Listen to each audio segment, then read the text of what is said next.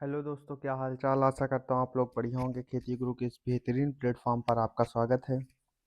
मैं लेकर आया हूँ पॉडकास्ट सीरीज के इस बेहतरीन वीडियो वीडियो पॉडकास्ट में, जिससे आप फंडामेंटल ऑफ एंटोमोलॉजी पूर्ण रूप से कंप्लीट और कॉन्सेप्ट के साथ पढ़ सकते हैं। पढ़ने का मतलब आप सुन सकते हैं, क्योंकि मेरी जितनी भी वीडियो रहती हैं वह सुनने के लिए ही बनाई जाती हैं। क्योंकि मेरा यही मानना है कि अगर आप एग्ज़ाम देने जा रहे हैं, अगर उससे आप 1 घंटे पहले अपना टाइम निकाल रहे हैं, तो आप लिखने से ज़्यादा उसे सुनना पसंद करेंगे। इस कारण से मैं यह पॉडकास्ट सुनने के लिए बनाता हूँ। तो बात करते हैं कीट विज्ञान की। कीट विज्ञान क्या है? कीटों का अध्ययन करना है, जिसके अंतर्गत फसल हानि, कीट प्रबंधन एवं कीट परिचय, चाहे वह आकारिकी हो, चाहे वह फिजियोलॉजी हो, चाहे मॉर्फोलॉजी हो, चाहे एनाटॉमी हो, चाहे इकोलॉजी हो, चाहे टेक्सोनॉमी हो। इसी के साथ-साथ चाहे वह कीट प्रबंधन विधियाँ हों, इन सब का गहनतापूर्वक अध्ययन कीट विज्ञान के अंतर्गत किया जाता है। अगर कीट विज्ञान के शाब्दिक अर्थ के बारे में बात की जाए, एंटोमोलॉजी, तो एंटोम शब्द ग्रीक भाषा के इंसेक्ट से लिया गया है एवं लॉगस शब्द ग्रीक भाषा के स्टडी से लिया गया है। अब बात करते हैं आखिर कीट संघ से आता है। कीट आर्थ्रोपोडा संघ से आता है। और आर्थ्रोपोडा के किस संघ से आता है? तो इंसेक्टा हेक्सापोडल उपसंघ से आता है। आर्थ्रोपोडा के इंसेक्टा, जिसे हम हेक्सापोडल उपसंघ कहते हैं, उससे आता है। इंसेक्टा आर्थ्रोपोडा की सबसे बड़ी क्लास है। वही बात करते हैं कीट की शारीरिक संरचना। तो कीट 3 भागों में बटा होता है: हेड, थोरैक्स, एब्डोमेन। हेड की बात करें तो इस पे सबसे संवेदी अंग पाए जाते हैं।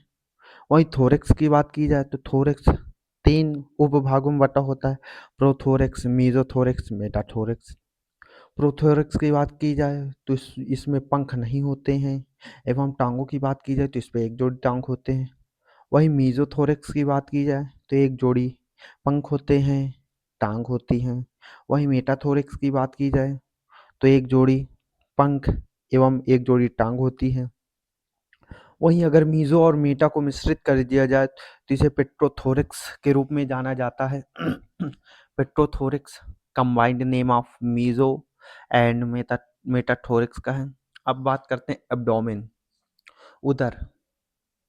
उदर के अंतर्गत जो भी हमारी अपशिष्ट क्रियाएं, मुख्य रूप से श्वसन तंत्र, नर्वस सिस्टम, सब उदर में आता है। अब बात करते हैं कीट विज्ञान की परिभाषा की। कीट विज्ञान प्राणी शास्त्र की वह शाखा है जो कीटों के गुणधर्मों का गहनतापूर्वक अध्ययन करते हैं एवं कीट उपचार, चाहे वह इंटीग्रेटेड डिजीज या इंसेक्ट मैनेजमेंट हो, सभी का विशेष तौर पर ध्यान रखा जाता है। अब बात करते हैं कुछ हिस्ट्री, इतिहास पे। आखिर कीट विज्ञान का क्या इतिहास है? तो भारत में औपनिवेशिक काल में कीट विज्ञान एक औपचारिक विषय के रूप में आरंभ हुआ। तो दोस्तों, औपचारिक विषय के रूप में भारत में कब लागू हुआ? तो औपनिवेशिक काल में कीट विज्ञान औपचारिक रूप में आरंभ हुआ। अब बात करते हैं कि माइलस्टोन, ऐसे प्रमुख तथ्य जो हमारे एंटोमोलॉजी को अहम भूमिका निभाते हैं। तो बात करते हैं डॉक्टर मैक्सवेल, जिन्होंने 1903 में भारत के पहले इंपीरियल कीट विज्ञान का खिताब जीता। अर्थात ये भारत के पहले इंपीरियल कीट विज्ञान नियुक्त किए गए। अब बात करते हैं 1905 की कहानी। तो इस कहानी में वर्तमान में हमारा कीट अनुसंधान केंद्र है, वह दिल्ली में स्थित हुआ। अब बात करते हैं 1920 से 1940 के बीच में। तो इस समय के दौरान कृषि कीटों पर शोध प्रारंभ हुआ। इसका मुख्य फोकस था कॉटन, शुगर केन, अर्थात कॉटन, शुगर केन, राइस। एवं बात किया जाए 1947 की, तो कीट विज्ञान में अनुसंधान, शिक्षण एवं प्रशिक्षण का विस्तार हुआ। इसी के साथ साथ integrated pest management, biological control जैसे मेथड्स का यूज किया गया, इनोग्रेट किया गया। अब बात करते हैं भारतीय कृषि आधारित अर्थव्यवस्था में कीट का क्या प्रभाव है। तो क्रॉप प्रोटेक्शन, फसल संरक्षण के लिए कीट नियंत्रण तकनीकों के माध्यम से फसल हानि को रोका जा सकता है। वहीं मधुमक्खियां जैसे परागणकर्ता कृषि उत्पाद को बढ़ाते हैं। और भी बात की जाए कीटों की, तो अपराध अनुसंधानों में कीट की अहम भूमिका है। रोग फैलाने वाले कीटों का अध्ययन किया जाता है। इसी के साथ साथ रेशम व मधु उत्पादन हेतु कीटों का अध्ययन किया जाता है। तो अब बात करते हैं कीट की। अर्थव्यवस्था के आधार पर कितने भाग होते हैं? दो भाग होते हैं, दो प्रकार होते हैं। एक लाभकारी कीट, एक हानिकारक कीट। लाभकारी कीट मधुमक्खी होती है, हानिकारक कीट जैसे कातरा। वहीं पेस्ट की बात किया जाए तो पेस्ट में ऐसे कीटों का समूह आता है जो सदैव नुकसान पहुंचाती, हानिकारक होती है। अब बात करते हैं प्राणी जगत में कीटों का क्या योगदान है। प्राणी जगत में कीटों का क्या योगदान है? तो उच्च प्रजाति विविधता। प्राणी जगत में आती उच्च प्रजाति विविधता। कीट प्राणी जगत का सबसे बड़ा समूह है। अगर इसके अनुमानित संख्या की बात करें तो इस पे 1 करोड़ से ज़्यादा अनुमानित संख्या है। 1 करोड़ से ज़्यादा प्रजातियां पाई जाती हैं। अब बात करते हैं व्यापक प्रसार की। कीट लगभग सभी प्रकार के आवासों में पाए जाते हैं, चाहे रेगिस्तान हो, चाहे जंगल हो, चाहे जल निकाय हो। अर्थात यह सर्वात्रिक विद्यमान है, केवल निर्वात को छोड़कर। अब बात करते हैं कीट कठोर पर्यावरणीय दशाओं के अनुसार अपने आप को आसानी से ढालते हैं, क्योंकि इनमें रूपांतरण का गुण पाया जाता है। छोटा आकार होने के कारण कीटों का यह छिपने, शिकारियों से बचने एवं सीमित संसाधनों में जीवित रहने का एक बड़ा कारण बन जाता है। कीट बहुत तेजी से बड़ी संख्या में प्रजनन करते हैं, जिससे इनका अस्तित्व बना रहता है। वहीं इनके बाह्य कंकाल की बात करें तो यह बाह्य कंकाल जल की हानि से बचाता है, बाहरी चोटों से बचाता है। पंख की बात करें तो पंख इन्हें स्थानांतरण, भोजन की खोज, खतरे से बचने और बड़े क्षेत्रों में प्रसार करने में मददगार देती है। अब बात करते हैं इनका विकास निम्न अवस्थाओं में होता है, जैसे अंडा से लार्वा बनता है, लार्वा से प्यूपा बनता है, प्यूपा से वयस्क बनता है। इन 4 अवस्थाओं के बीच से प्रतिस्पर्धा कम होती है, अर्थात ये 4 अवस्थाओं के द्वारा ही प्रतिस्पर्धा कीटों में कम होती है।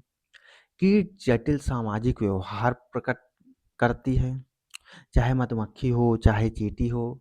ये सामाजिक व्यवहार प्रकट है। सामाजिक व्यवहार का यही मतलब है कि मधुमक्खी में रानी मधुमक्खी, श्रमिक, उसी के साथ साथ ड्रोन जिसे हम राजा मधुमक्खी कहते हैं, वही लोकतंत्र आ गया। अब बात करते हैं कीट परागण अपघटन, मिट्टी को हवा देने और खाद्य श्रृंखला में महत्वपूर्ण भूमिका निभाते हैं। अगर बात करें क्लासिफिकेशन ऑफ आर्थ्रोपोडा या इंसेक्टा की, कि आर्थ्रोपोडा का वर्गीकरण हम किस प्रकार से कर सकते हैं, तो आर्थ्रोपोडा सबसे बड़ा संघ है अकशेरुकी जीव एवं संयुक्त पैर, खंडित शरीर, काइटिन से निर्मित बाह्य कंकाल पाई जाती है। वहीं अगर इसके विशेषता की बात करें तो द्विपार्श्व सममित इनका शरीर होता है, खंडित शरीर संरचना पाई जाती है, संयुक्त उपांग पाई जाती है, काइटिन युक्त बाह्य कंकाल पाई जाती है, खुला परिसंचरण तंत्र पाया जाता है, पेट की ओर तंत्रिका रज्जु पाई जाती है। काय विभाजन वही जैसे अभी मैंने बताया कि कीटों का शरीर 3 भागों में, हेड, थोरैक्स, एब्डोमेन। अब इसके विकास की बात करें तो विकास में एक अहम चरण आता है मोल्टिंग, काया परिवर्तन। यह कीट के विकास का एक अहम घटक है जो एक डाइसिस के कारण होता है। अब बात करते हैं ग्रोथ बाय मोल्टिंग। मोल्टिंग के द्वारा विकास किस प्रकार से होता है, तो जब कीट 5 से 6 बार अपनी त्वचा निर्मोचित करता है तो निर्मोचन के समय नई त्वचा बनती है, एवं पुरानी त्वचा का हटना नई त्वचा के बनने को एक डाइसिस कहते हैं। एवं इनमें मैलपीघियन नलिकाओं द्वारा उत्सर्जन होता है। आर्थ्रोपोडा का वर्गीकरण किया जाए तो आर्थ्रोपोडा में इंसेक्टा वर्ग आता है। इंसेक्टा की बात करें तो 3 खंडों में विभाजित होता है। इस पे 3 जोड़ी टांगे पाई जाती हैं एवं 1 या 2 जोड़ी पंख पाए जाते हैं। एग्जाम्पल, उदाहरण की बात करें तो इंसेक्टर के अंतर्गत टिड्डा, तितली, भृंग आते हैं। वहीं आर्थ्रोपोडा का दूसरा उपजगत है एरिक्निडा। एरिक्निडा की बात करें तो यह 2 खंडों में विभाजित होता है, सिफाइलोथोरैक्स, एब्डोमेन। हेड नहीं पाया जाता। इस पे 4 जोड़ी टांगे पाई जाती हैं एवं एंटीना नहीं पाया जाता। विंग्स पाई जाती हैं, पंख पाए जाते हैं। अगर इसके उदाहरण की बात करें तो मकड़ी, बिच्छू, माइट्स, टिक जैसे कीट आते हैं। अब बात करते हैं तीसरे उपसंग की, क्रस्टेशिया। क्रस्टेशिया की बात करें तो अधिकांश जलीय, समुद्री, मीठे पानी एवं इनका एंटीना इनकी इनमें एंटीने 2 जोड़ी पाई जाती हैं एवं टांगे 5 जोड़ी से ज़्यादा पाए जाते हैं। अगर उदाहरण की बात किया जाए तो केकड़ा, लॉबस्टर, झींगा एवं आता है मैरियापोडा।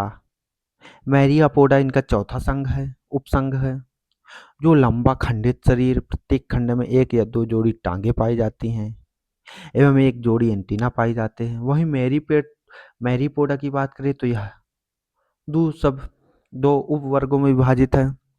पहला सेटिपीड, दूसरा मिलीपीड। सेटिपीड की बात करें तो इस पे 100 जोड़ी टांगे पाई जाती हैं, मतलब हर खंड में 1 जोड़ी टांग। वहीं मिलीपीड की बात करें तो हर खंड में 2 जोड़ी टांगे पाई जाती हैं। अगर सेटिपीड के खंडों की बात करें तो 6 खंड हेड में पाई जाती हैं। तीन जो 3 खंड होती है वो थोरैक्स में पाई जाती है एवं 11 खंड उदर में पाई जाती है, एब्डोमेन में। वहीं मिलीपीड्स की बात करें तो 6 खंड हेड में पाई जाती हैं, 3 खंड थोरैक्स में पाए जाते हैं एवं लास्ट का जो 10 खंडों का शरीर होता है वह मिलीपीड में पाई जाती है, एब्डोमेन में। अब बात करते हैं ओनाइकोफोरा, जिसे हम संक्रमणकारी वर्ग के नाम से भी जानते हैं, क्योंकि इसमें कृमि जैसे मुलायम शरीर वाले स्थलजीवी, बिना जोड़े वाली टांगे, ट्रैकियल श्वसन प्रणाली, पेरिपेट्स, जीवित जीवाश्म जैसे कीटों का एक भंडार है। अब बात करते हैं आर्थ्रोपोडा संघ की, प्रमुख उपसंघों की। आर्थ्रोपोडा में 5 उपसंघ आते हैं। पहला कीट वर्ग, दूसरा मकड़ी वर्ग, तीसरा जलचर वर्ग, चौथा सेटिपेड, 5वां मिलीपेड। अगर इनके लक्षण की बात करें तो बॉडी डिवीजन, शरीर खंड की बात करें शरीर तो कीटों में 3 खंड पाए, हेड, थोरैक्स, एब्डोमेन। वहीं मकड़ी में शरीर खंड की बात करें तो इसमें सिफेलोथोरैक्स, एब्डोमेन पाया जाता है। जलचर में बात करें तो इसमें भी सिफेलोथोरैक्स उधर पाया जाता है। वहीं बात करें सेटिपेड में तो इस पे हेड, ट्रंक आता है। ट्रंक देखिए, ट्रंक नया शब्द आ गया। वहीं मिलीपेड्स ऊपर की बात करें तो इस पे हेड, ट्रंक पाए जाते हैं। अब बात करते हैं पैर की, तो कीट में 3 जोड़ी पाए जाते हैं, मकड़ी में 4 जोड़ी पाए जाते हैं, जलचर में 5 से ज़्यादा जोड़ी पाए जाते हैं और सेटिपेड में 1 जोड़ी प्रतिखंड पाया जाता है। मिलीपेड में 2 जोड़ी प्रतिखंड पाया जाता है। वहीं अगर एंटीना की बात करें स्पर्शक की तो 1 जोड़ी एंटीना कीटों में पाया जाता है, मकड़ी में नहीं पाया जाता। जलचर में 2 जोड़ी पाए जाते हैं, सेटिपेड में 1 जोड़ी पाया जाता है, मिलीपेड में 1 जोड़ी पाया जाता है। वहीं बात करें आँख की तो कीटों में संयुक्त एवं सरल दोनों आंखें पाई जाती हैं। मकड़ी की बात करें तो सरल आंख पाई जाती है, जलचर की बात करें तो संयुक्त आंख पाई जाती है, सेटिपेड में सरल आंख पाई जाती है, वहीं मिलीपेड में सरल आंख पाई जाती है। पंख की बात करें तो कीट में पंख उपस्थित होता है, मकड़ी में अनुपस्थित होता है, जलचर में भी नहीं होता, सेटिपेड में भी पंख नहीं होते, मिलीपेड में भी पंख नहीं होते। वहीं आवाज़ की बात किया जाए तो कीट टेरेस्ट्रियल होता है, मकड़ी भी टेरेस्ट्रियल होती है लेकिन जलचर जलीय होता है, सेलिपेड टेरेस्ट्रियल होता है, वहीं मेलिपेड भी टेरेस्ट्रियल आवास प्रकार में पाए जाते हैं। तो दोस्तों ये था आपका फंडामेंटल एंटोमोलॉजी का पॉडकास्ट सीरीज नंबर 1, जिसपे मैंने आर्थ्रोपोडा उपसंघ के भाग एवं इनके लक्षणों को कवर करते हुए यह पॉडकास्ट बनाया है।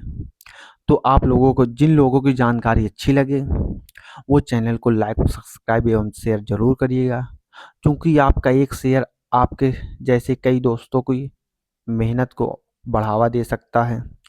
तो इसलिए चैनल को सब्सक्राइब ना करना भूलें, क्योंकि यह तो पहला पॉडकास्ट है। जो भी दूसरा पॉडकास्ट आएगा उसकी नोटिफिकेशन मैं चाहूँगा जो भी मेरे दर्शक हैं उन तक सबसे पहले पहुँचे, इसलिए चैनल को सब्सक्राइब करना ना भूलिएगा। धन्यवाद।